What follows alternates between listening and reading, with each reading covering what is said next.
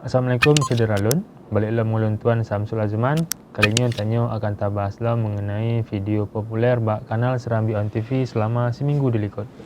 Cederalun, video populernya nangke pembahasan-pembahasan mengenai video-video yang di dalam nanggro yang viral di media sosial, baiknya yang di Facebook, di Instagram, di TikTok atau di YouTube Serambi On TV. Belum ingat, bagi drone yang belum subscribe YouTube Serambi On TV bisa langsung subscribe. Drone bisa asyik baca berita lain di www.serambinews.com. Jadi Cederalun, le video yang ke atas rangkum untuk minggunya. Khusus untuk minggunya tanya tak bahas mengenai video populer dalam edisi banjir di Aceh Tamiang. Video yang kepun Cederalun, PJ Gubernur Aceh tinjau langsung ke lokasi banjir di Aceh Tamiang. PJ Gubernur Aceh Ahmad Marzuki jak kalon langsung lokasi banjir di Aceh Tamiang untuk gekalon kelancaran penyaluran logistik bak uro minggu 6 November 2022. PJ Gubernur Aceh gejau Gampung Semadam, Sungai Liput, Kebun Tengah ngon Minuran. Dah jo kalon videonya Cederalun. Cederalun, beredar informasi PJ Gubernur Aceh Ahmad Marzuki langsung tiba di lokasi banjir Aceh Tamiang pada Minggu 6 November. Tampak dari foto yang beredar, Ahmad Marzuki meninjau langsung dengan kendaraan sepeda motor trail dan ditemani sejumlah pihak. Nyamban Cederalun, video populer ampun dalam minggunya, drone bisa nonton versi lengkap di YouTube Serambi On TV. Atau kamu sematkan link bak deskripsi. Drone bisa klik link di sini. Video kedua sama sit lokasi lagi video yang pun gara-gara banjir di Aceh Tamingnya, pergi supir motor me ungkut rugo. Ungkut yang di me supir le yang bro sebab hana bisa gejak melintasi jalan yang banjir Cederalun. Ungkut-ungkutnya awaji segar, tapi karena trip metun di Aceh Tamiang, ungkut-ungkut dalam fibernya yang hawai segar-segar jet kebruk, sehingga supir-supir motor ungkutnya gepetron ungkut jalan ataupun dipetron dari motor.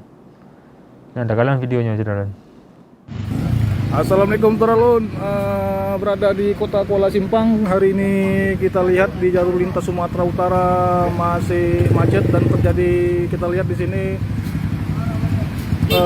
mobil angkutan ikan yang tertahan 2 hari tidak bisa mengantar komoditas pangan, dan kita lihat di sini tumpukan ikan yang membusuk karena gagal didistribusikan. Nyamban Cederalun, video populer yang kedua untuk menonton versi lengkap nasid tanya sematkan link bak deskripsi. Drone bisa klik link di sini untuk menonton versi lengkap. Betua sid bagikan. Video yang kelima Cederalun mengenai suasana atau kondisi di Aceh Taming wate banjir. Suasana jalan Medan Banda Aceh atau lintas Sumatera di Kampung Alur Bembang, Karangbaru Aceh Taming, Sabtu 5 November 2022 manyang irap simete. Desa Alur Bembang nyo nan ke salah sabuh lokasi yang cukup parah dilanda banjir. Awai, jit takalon motor antri panjang untuk bisa lewat dari jalannya.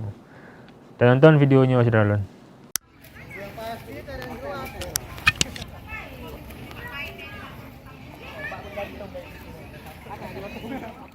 Cederalun, suasana jalur Medan Banda Aceh atau Jalan Lintas Sumatera di Desa Alur Bemban, Kecamatan Karangbaru, Aceh Tamiang pada Sabtu 5 November 2022 tergenang hingga 1 meter lebih.